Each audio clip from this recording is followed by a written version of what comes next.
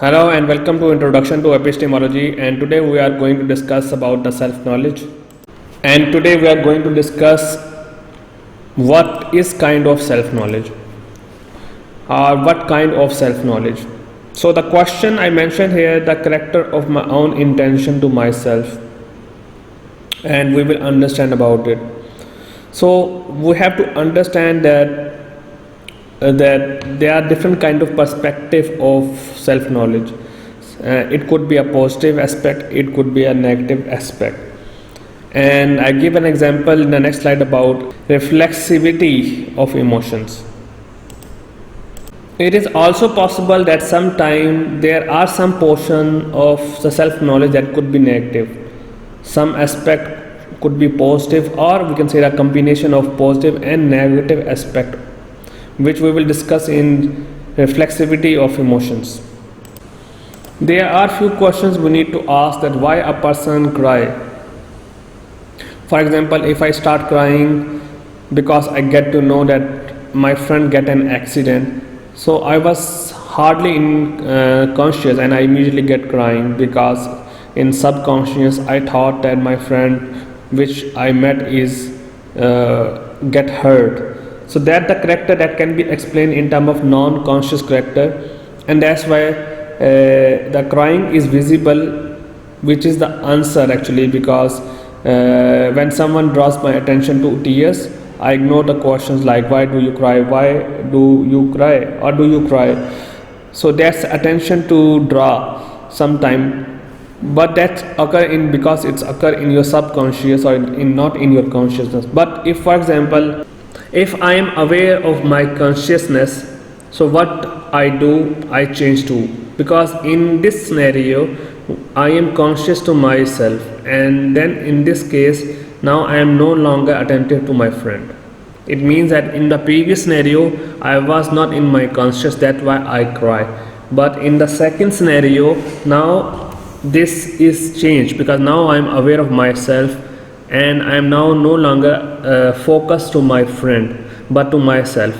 And in this case, when a person is focused to himself, it means that if he is crying, that question, now if we ask the question that why you cry, so the answer could be I have highlighted that I may be a sensitive person, or I am such a sensitive person. So in this case, the purpose of crying is because of his own emotion or his own sensitivity to the scenario. I am reading the last paragraph of the next slide.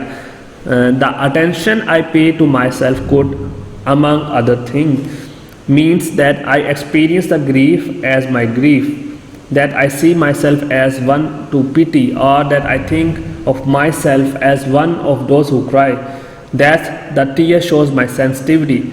So what in this paragraph they are talking to, in this paragraph they are talking that now if I am conscious to my crying, then it means that I am crying because I am a sensitive person, number one, or number two is because I am thinking that I am one of the person who is crying. Maybe there are many people nearby, and I am now also crying with maybe other people also crying in this condition.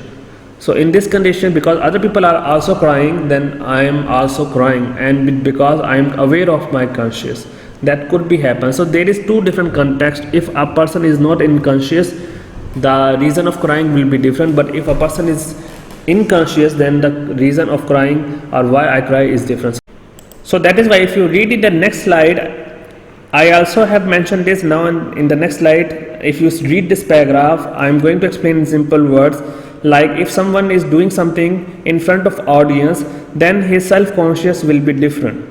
Like if someone is crying in front of people that is also crying, then the person is more aware of the consciousness, a person is more aware of the environment, and the reason of them crying is different. That is explained in this paragraph, and I am reading is that in other words, this kind of self-knowledge means that I do what I do in front of audience, and this is a necessary condition for public nature of emotions. That others sees my tears does not necessarily mean I shed them as if in front of an audience. In order for me to do so, I must think about them in those terms. Hence my first audience is always myself. Differently put, the public nature is not matter of whether other people sees me or not, but a specific attitude to myself, an attitude which could be there irrespective of whether I am seen by others or not. So what they are talking about in simple meaning, that if someone is emotional in front of audience, the first thing that what happen if a person is crying is maybe because of the unconscious way to cry. But if a person is crying and he is aware of the environment, or she is aware of the environment, then still the crying, there is a reason, but that reason is because of the self consciousness, and a person is aware of that environment that is responsible for his emotional act. So we have to understand that the first thing whenever we cry is about you, why you are crying, and then the second aspect, that what people are thinking if you are crying. So that they explain in this paragraph. If you see in the next slide, I give another picture. I just show you the picture that if you are sad by face, by visual face, it will maybe it is not same, inside you is something different. So that's why this picture is showing you emotions. Maybe a people looking your sad face, but inside your self conscious or in your self knowledge, maybe you are not sad, maybe you are happy. So again, it is a very complicated thing. We will discuss more in detail later on. So thank you so much for today's lecture, and hope to see you again.